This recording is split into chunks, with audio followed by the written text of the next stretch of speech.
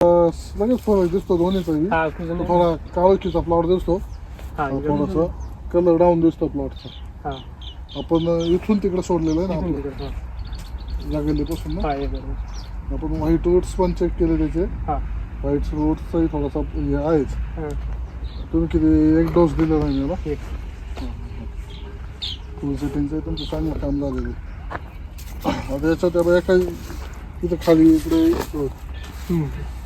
तुझे तिकडं तर मला नाही दिसणार खूप जास्त. कुजलाय ना एक आता वातावरण पण तेव्हापासून आबट झालं, थंडी वाढणं झालं कुठंतरी, म्हणजे वातावरणावरच सगळ्या गोष्टी. तुम्ही किती औषध मावले काही झालं तर ते वातावरण जर तुम्हाला क्लायमेटनं साथ नाही दिली तर आपण शेतकरी किंवा कंपनीवाला काहीच करू शकत नाही. तुम्ही किती खालून असलं ना, आता आम्हाला माहिती हिट असलं आम्ही पोषक एकच स्प्रे मारतो. हिट असलं आता 3 मारतो, शेवटी तोच फरक पडतो. मग आता 3 मारून तेवढं निघत नाही, उन्हाळ्यात 1 मारून तेवढं, त्याच्यापेक्षा डबल माल निघत. डबल माल निघतो. कसं बोललो हा फरक पडतो थोडासा. तुम्ही समजा क्लायमेटच मापत नाही, तुम्ही खालून त्यांना सो नाही दिलं तरी ते उचलणार नाही. हा फरक पडतो. आपण इकडे बघू.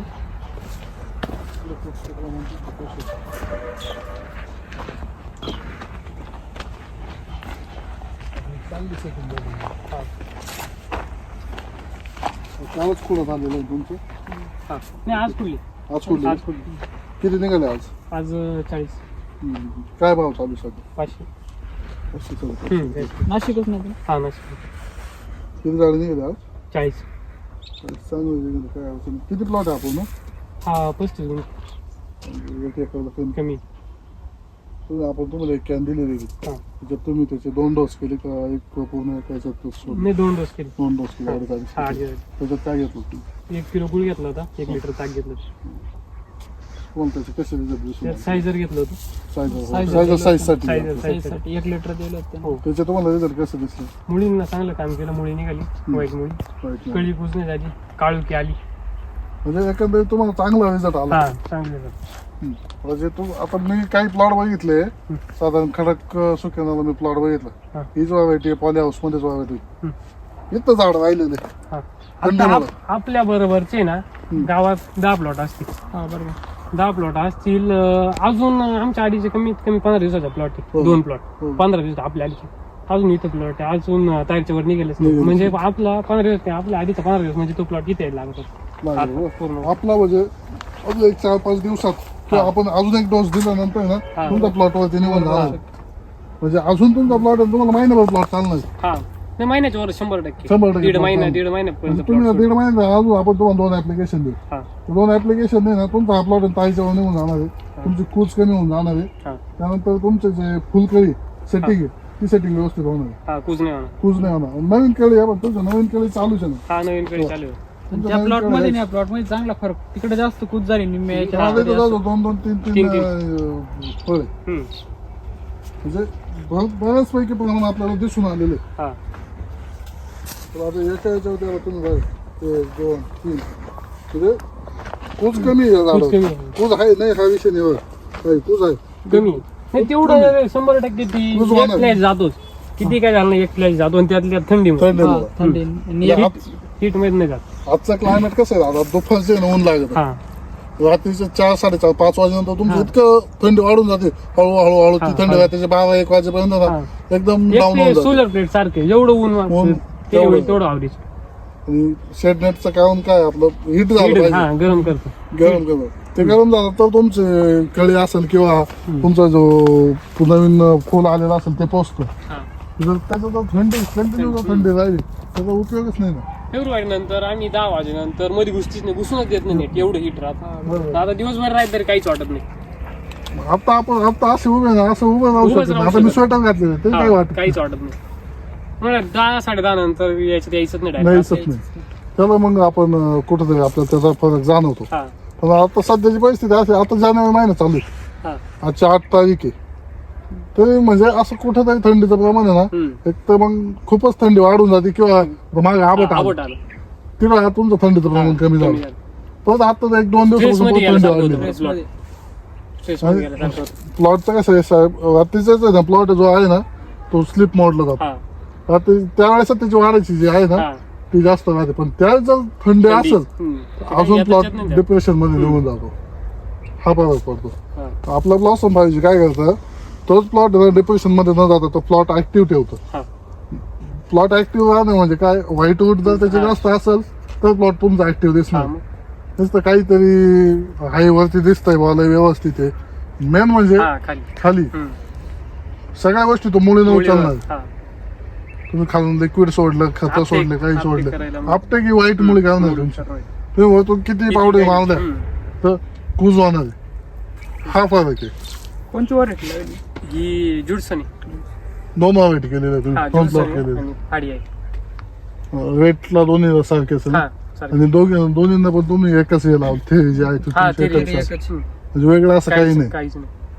त्याच्यात खाली तुम्ही लावायच्या आधी काही टाकलेलं आहे का? Basal dose. Basal dose. त्याच्यात काय काय होतं तुमचं? आता ते प्रोमो होतं हा. घालायचं, ओके त्यांचा डोस पूर्ण आहे. ओके, काही अडचण नाही. कसं आहे, आपण प्रत्येक दुसऱ्याच्या कंपनी नाव नाही ठेवत, हा. पण मग शेवटी त्यांचं काम कुठपर्यंत आहे त्यानंतर आपलं याचं काम हा. आहे. शेवटी ते स्टार्टिंगला लावतो आपण, हा. 15 दिवस 20 दिवस त्यांचे रिझल्ट टिकून राहतो. हा. त्यानंतर दुसरं तुम्हाला काही ना काही काही घेणं नाही. गरजेचं आहे. प्लांटला ना, प्लांट आपल्याला डिप्रेशन मध्ये जाऊन द्यायचं नाही. प्लांट जर डिप्रेशन मध्ये गेला ना, मग त्या प्लांटला परत आपल्याला ग्रोथ घ्यायला ना त्याला वेळ जातो. हा. मग तुमचं काय होतं, लोड राहतो झाडावर, लोडला परत आपल्याला अडचण येते.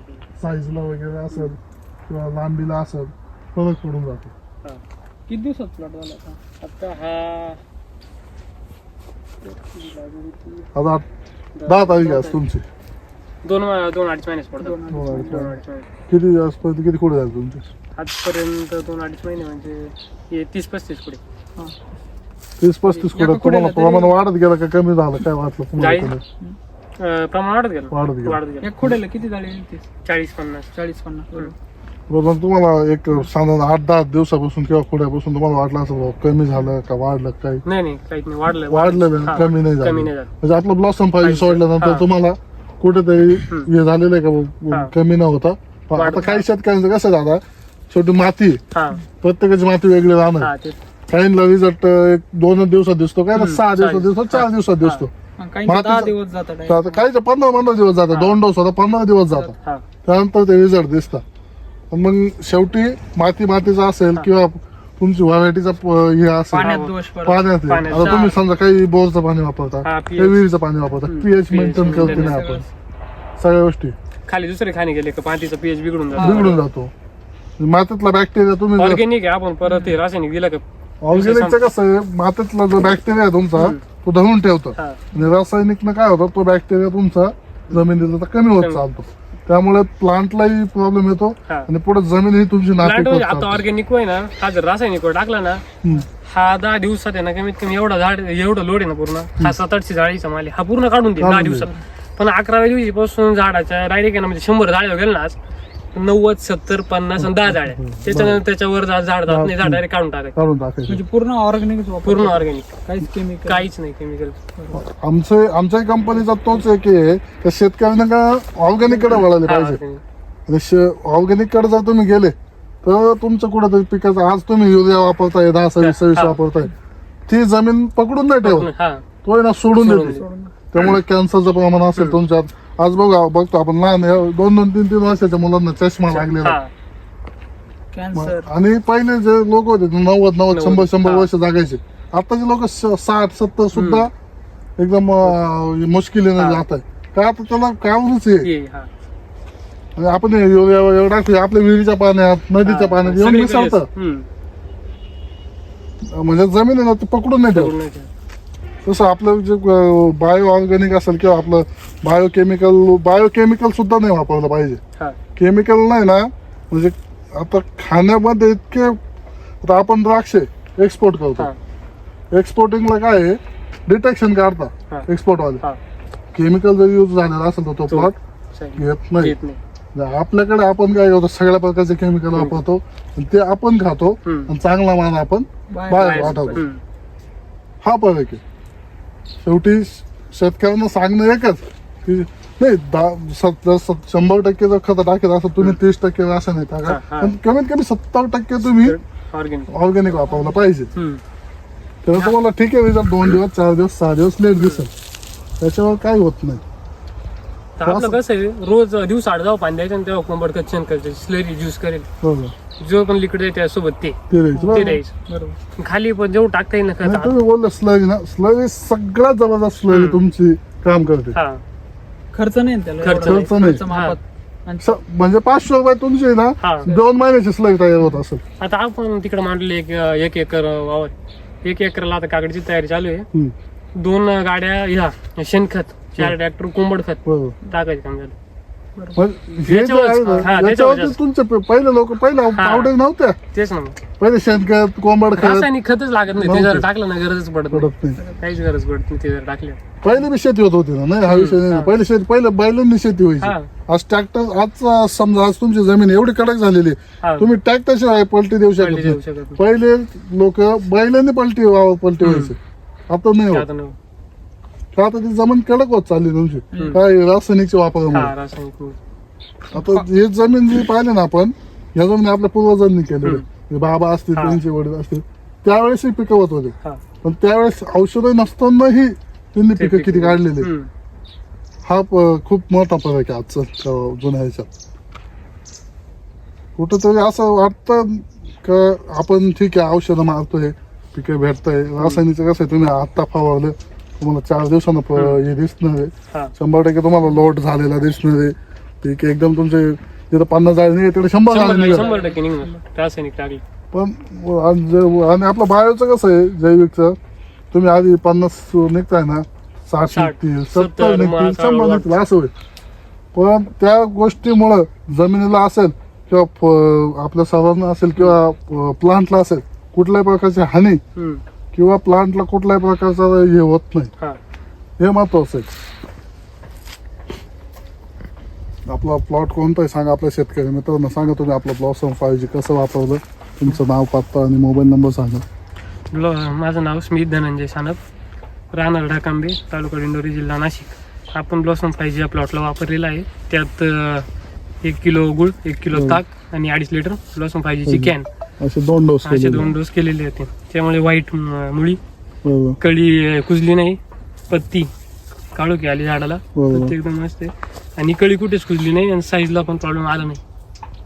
शेतकऱ्यांनी ऑर्गॅनिक शेतकऱ्यांनी ऑर्गॅनिक 100% वाढवलं पाहिजे. तुमचा मोबाईल नंबर सांगा. माझा मोबाईल नंबर 90 22 82 45 46.